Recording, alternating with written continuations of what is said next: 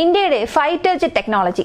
India fighter jet സാങ്കേതികവിദ്യയിൽ പിന്നിലേക്കാണ്. Air to air മിസൈൽസിൽ തുടങ്ങി radar technology മുതൽ ഒരു 5th ജെൻ ഫൈറ്റർ ജെറ്റ് വരെയും ഇന്ത്യൻ വ്യോമസേനയ്ക്ക് വളരെ ക്രൂഷ്യലായ സാങ്കേതിക വിദ്യകൾ ആവശ്യമായി വന്നിട്ടുണ്ട്. ഇവയെല്ലാം എപ്പോഴാണ് ലഭിക്കാൻ പോകുന്നത്? ഇവയെല്ലാം നമ്മുടെ കൈകളിൽ എത്തിച്ചേരാൻ ഒരു കാലതാമസം എടുക്കും. അതുവരെയും നമ്മൾ സ്റ്റേബിൾ ആണ്. ഇവയെല്ലാം ഈ വീഡിയോയിലൂടെ വ്യക്തമായി കാണാം.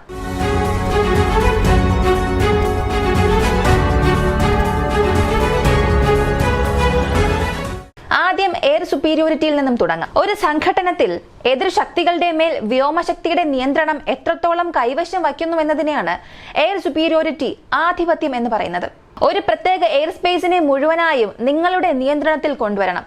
ആ ഒരു ഭാഗത്ത് മറ്റ് യാതൊരു ശത്രുക്കളുടെയും വിമാനങ്ങൾ പറക്കാൻ പാടില്ല. അത് നിങ്ങൾ കൈവശപ്പെടുത്തിയാൽ എയർ സുപ്പീരിയോറിറ്റി എന്ന് പറയും. ഈ എയർ സുപ്പീരിയോറിറ്റി കൈവശപ്പെടുത്തുന്നതിൽ പൈലറ്റിന്റെ സ്കിൽ എത്രത്തോളം പ്രധാനമാണോ അത്രത്തോളം പൈലറ്റിന്റെ പക്കൽ എന്ത് ടെക്നോളജി ഉണ്ടെന്നുള്ളതും വളരെ പ്രധാനപ്പെട്ടതാണ്.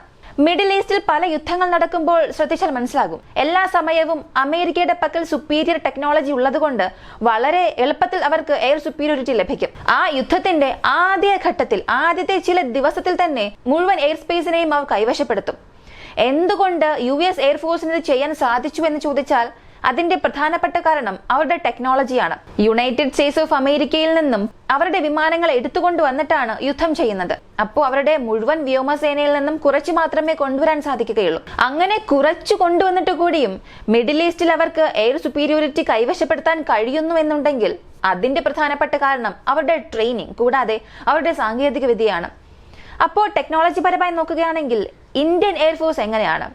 പാകിസ്ഥാനുമായി കമ്പയർ ചെയ്യുമ്പോൾ ഒരു പടി എപ്പോഴും നമ്മൾ പിന്നിലാണ്. എല്ലാ യുദ്ധത്തിലും നമ്മൾ തന്നെയാണ് ജയിച്ചത്, അത് ശരിയാണ്. നമ്മൾ ജയിക്കുന്നുവെന്നുണ്ടെങ്കിൽ അതിന്റെ പ്രധാനപ്പെട്ട കാരണങ്ങളിലൊന്ന് നമ്മുടെ പ്രാക്ടീസ്, അതേസമയം നമ്മുടെ ന്യൂമറിക്കൽ സുപ്പീരിയോറിറ്റിയാണ്. അവരുമായി കമ്പയർ ചെയ്യുമ്പോൾ നമ്മുടെ സേനയുടെ സ്ട്രെങ്ത് എന്നത് വളരെ കൂടുതലാണ്. മാത്രമല്ല നമ്മുടെ യുദ്ധവിമാനങ്ങളുടെ എണ്ണവും കൂടുതലാണ്. ഈ എണ്ണവും ട്രെയിനിങ്ങും ഉപയോഗിച്ചാണ് നമ്മൾ അവരെ ജയിക്കുന്നു. അതല്ലാതെ ടെക്നോളജി എന്ന ഭാഗം എടുക്കുകയാണെങ്കിൽ അവരിൽ നിന്നും ഒരു പടി പുറകിലാണ് നമ്മൾ എപ്പോഴും ഉള്ളത്. ഇത് നമുക്ക് ബാലക്കോട്ട് സ്ട്രൈക്കിൽ തന്നെ കാണാൻ സാധിക്കും. 2 പ്രധാനപ്പെട്ട ഇൻസിഡന്റ്. ആദ്യത്തെ സംഭവം, ഇന്ത്യൻ വ്യോമസേനയ്ക്ക് സ്വന്തമായ ഒരു ഹെലികോപ്റ്ററിനെ നമ്മൾ തന്നെ വെടിവെച്ച് വീഴ്ത്തി. അതിന്റെ പ്രധാനപ്പെട്ട കാരണം പാകിസ്ഥാൻ ചെയ്ത ഇലക്ട്രോണിക് വാർഫെയർ ആണ്. ആ സപ്രഷൻ എന്ന ഇലക്ട്രോണിക് വാർഫെയർ എന്ന പ്രധാനപ്പെട്ട കാര്യം നമ്മുടെ പക്കൽ ഇല്ലായിരുന്നു. ലിങ്ക് 16 പോലുള്ള സെക്യൂറായ നെറ്റ്വർക്ക് ഇല്ല എന്ന കാരണം കൊണ്ടാണ് നമ്മുടെ വിമാനത്തെ തന്നെ നമ്മുടെ വ്യോമസേന വെടിവെച്ച് വീഴ്ത്തേണ്ട ഒരു സാഹചര്യം ഉണ്ടായത്.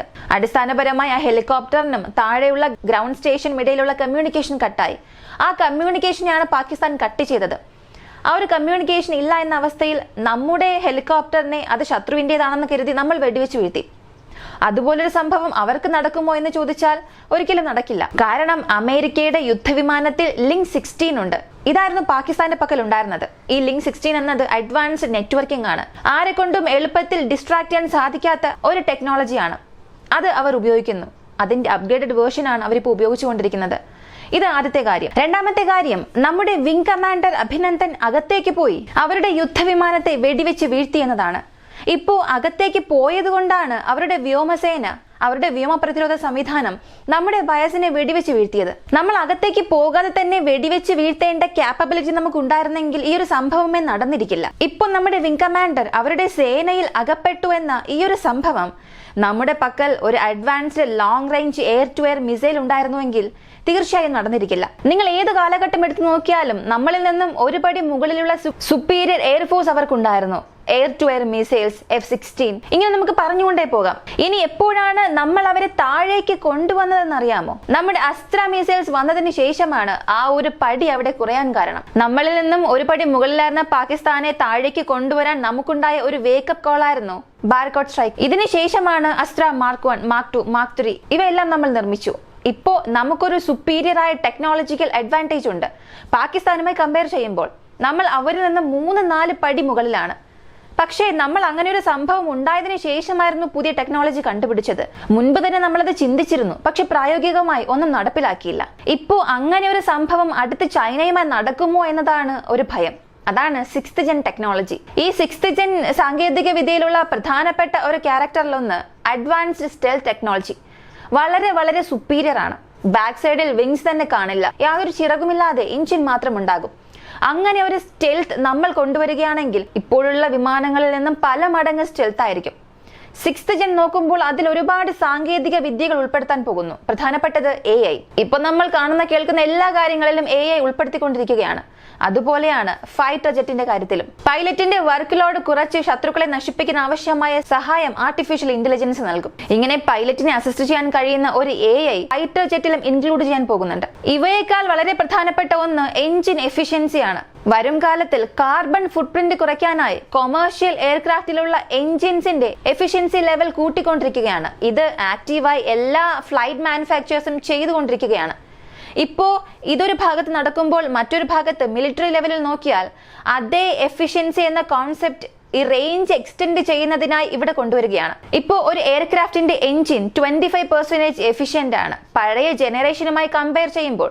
അങ്ങനെയാണെങ്കിൽ അതേ എഞ്ചിൻ ടെക്നോളജി ഉപയോഗിച്ച് ഫൈറ്റർ ജെറ്റിന്റെ റേഞ്ച് എന്നതും പഴയ ജെറ്റിനെ കമ്പയർ ചെയ്യുമ്പോൾ 25% എക്സ്റ്റെൻഡ് ചെയ്യാൻ സാധിക്കും.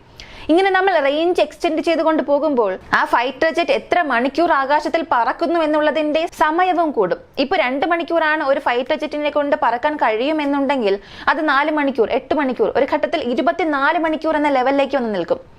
24 മണിക്കൂർ ഒരു വിമാനത്തെ കൊണ്ട് എയർ സ്പേസിൽ പറന്ന് നടക്കാൻ കഴിയുമെന്നുണ്ടെങ്കിൽ ഒരു ബാറ്റിൽ ഫീൽഡിൽ എത്ര വലിയ നേട്ടമായിരിക്കും ഉണ്ടാകുക എന്ന് ശ്രദ്ധിക്കുക. അങ്ങനെ എഞ്ചിൻസിന്റെ എഫിഷ്യൻസി കൂട്ടുന്നത് പോലും ഇങ്ങനെ ഒരു കാര്യം നമുക്ക് അച്ചീവ് ചെയ്യാൻ സാധിക്കും. കൂടുതലായും ഈ എഞ്ചിൻ എഫിഷ്യൻസിയിലുള്ള വളരെ പ്രധാനപ്പെട്ട ക്യാരക്ടർ നമുക്ക് ഹൈ സ്പീഡും വേണം. മാർക്ക് 1ൽ കൂടുതൽ സൂപ്പർ ക്രൂയിസ് ചെയ്യാൻ സാധിക്കണം. അതേസമയം എഞ്ചിനിലെ ആഫ്റ്റർ ബേൺ ഉപയോഗിക്കാതെ നമുക്കിത് ചെയ്യാനും സാധിക്കണം. ഇത് അച്ചീവ് ചെയ്യാൻ വേണ്ടിയിട്ടാണ് ഇപ്പോൾ എഞ്ചിൻ മാനുഫാക്ചേഴ്സ് കഷ്ടപ്പെടുന്നത്. അതിനാൽ 6th ജെൻ എഞ്ചിൻസ് വളരെ അഡ്വാൻസ്ഡ് ആയിരിക്കും എന്ന് തന്നെ കരുതുന്നു. അതിനപ്പുറം 6th ജെൻ എന്നത് മോഡുലർ ടെക്നോളജി ആയിരിക്കും. അതായത് ഓരോ റോളിനനുസരിച്ച് നമുക്കത് പ്രത്യേകം ഉപയോഗിക്കാൻ സാധിക്കും. എയർ ടു എയർ സുപ്പീരിയോറിറ്റിക്ക് അനുസരിച്ച് നമുക്ക് ആയുധങ്ങൾ എടുത്തുകൊണ്ട് പോകാൻ സാധിക്കും. എയർ ടു ഗ്രൗണ്ടിനനുസരിച്ച് ഇതുപോലുള്ള ആയുധങ്ങളും ഉപയോഗിക്കാൻ സാധിക്കും. അതായത് ഒരു എയർക്രാഫ്റ്റിനെ നിങ്ങൾക്ക് ഏത് റോളിന് വേണ്ടി ഉപയോഗിക്കാൻ സാധിക്കും. ഇപ്പോൾ നിങ്ങൾ അമേരിക്ക എടുത്തു നോക്കിയാൽ, അമേരിക്കൻ എയർഫോഴ്സിനെ എടുത്തു നോക്കിയാൽ എയർ ടു എയറിന് വേണ്ടി കുറച്ച് വിമാനങ്ങൾ മാറ്റി വെച്ചിട്ടുണ്ടാകും. F-15, F-16, F-22, F-35 ഇതെല്ലാം എയർ ടു എയറിന് വേണ്ടി മാറ്റി വെച്ചിട്ടുണ്ടാകും. Suppression of enemy air defence സിസ്റ്റത്തിന് വേണ്ടി F-35, F-22 ഇവയെല്ലാം മാറ്റി വെച്ചിട്ടുണ്ടാകും. അതിനടുത്ത് ബോംബിംഗ് റോളിന് നോക്കിയാൽ B-2B ഉണ്ട്, ലാൻസർ ബോംബ്സ് ഉണ്ട്, B-2 സ്പിരിറ്റ് ഉണ്ട്, B-52 ഉണ്ട്. അങ്ങനെ ബോംബിംഗ് റോളിന് ഇവ ഉപയോഗിക്കും. ഇങ്ങനെ ഓരോ റോളിനും ഓരോ ഫൈറ്റർ ജെറ്റ് അമേരിക്ക ഉപയോഗിച്ചുകൊണ്ടിരിക്കുമ്പോൾ ഒറ്റ ഫൈറ്റർ ജെറ്റ് അതിന് ഏത് റോളിന് വേണ്ടി ഉപയോഗിക്കാം എന്നുള്ളപ്പോൾ അത് വലിയൊരു നേട്ടമായിരിക്കും സൃഷ്ടിക്കുക. കാരണം ഇത്രയും വിമാനങ്ങളെ മെയിൻറ്റെയിൻ ചെയ്യാൻ പ്രത്യേകം ടെക്നീഷ്യൻസ് വേണം, പ്രത്യേകം companies, spare parts, maintenance charge, shops, ഇങ്ങനെ ഇത്രയും കാര്യങ്ങളും ചെയ്യണമെന്ന് ആവശ്യമേ ഇല്ല. ഇപ്പോൾ മോഡുലർ ഡിസൈൻ എന്നത് ഒരു റെവല്യൂഷൻ ആണ്. ഈ റെവല്യൂഷൻ കൊണ്ടുവരിക എന്നുള്ളതാണ് 6th gen fighter jet technology. ഇങ്ങനെ ഒരു 6th ജെൻ ടെക്നോളജിയിൽ യൂറോപ്പ്, UK ഒരു പ്രോഗ്രാമിൽ ഇറങ്ങിയിട്ടുണ്ട്. America 6th gen concept release ചെയ്തു. ചൈന 6th ജെൻ ടെക്നോളജിയിൽ ഇറങ്ങിയിട്ടുണ്ട്. റഷ്യ ഇറങ്ങിയിട്ടുണ്ട്. ഇങ്ങനെ ലോകം മുഴുവനും പല നാടുകൾ ഇറങ്ങിയിട്ടുണ്ട്. പക്ഷെ നമ്മൾ അതേ 2035 AMCയെ കൊണ്ടുവരാൻ കഷ്ടപ്പെടുകയാണ്. അടിസ്ഥാനപരമായി അതിൽ ഒരുപാട് പ്രശ്നങ്ങളും നമുക്കുണ്ട്. ഇപ്പോ ഈ ഒരു പ്രശ്നം നമ്മൾ എങ്ങനെയും പരിഹരിക്കണം. വീണ്ടും പാകിസ്ഥാനുമായി അങ്ങനെ ഒരു പ്രശ്നം വന്നതിന് ശേഷം എഴുന്നേൽക്കേണ്ട ഒരു അവസ്ഥ നമുക്ക് വരാൻ പാടില്ല. അതിനാൽ ഇപ്പോൾ തന്നെ നമ്മൾ ഉണരണം.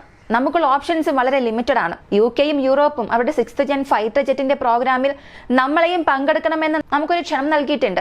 അത് നമ്മൾ അംഗീകരിക്കുകയാണെങ്കിൽ advanced 6th gen fighter jet പ്രോഗ്രാമിൽ അവരോടൊപ്പം ചേർന്ന് ആ ടെക്നോളജിയെ കുറിച്ചുള്ള അറിവ് നമുക്ക് ലഭിക്കും. കൂടുതലായി ആ 6th ജെൻ ഫൈറ്റർ ജെറ്റും നമുക്ക് ലഭിക്കും. ഈ ഒരു കാര്യം നമ്മൾ പെട്ടെന്ന് തന്നെ ചെയ്യണം. ഈ വീഡിയോയെ കുറിച്ചുള്ള നിങ്ങളുടെ അഭിപ്രായം എന്താണെന്നുള്ളത് കമന്റിൽ പറയുക. വീഡിയോ ഇഷ്ടമായ ലൈക്ക് ചെയ്യുക, ഷെയർ ചെയ്യുക.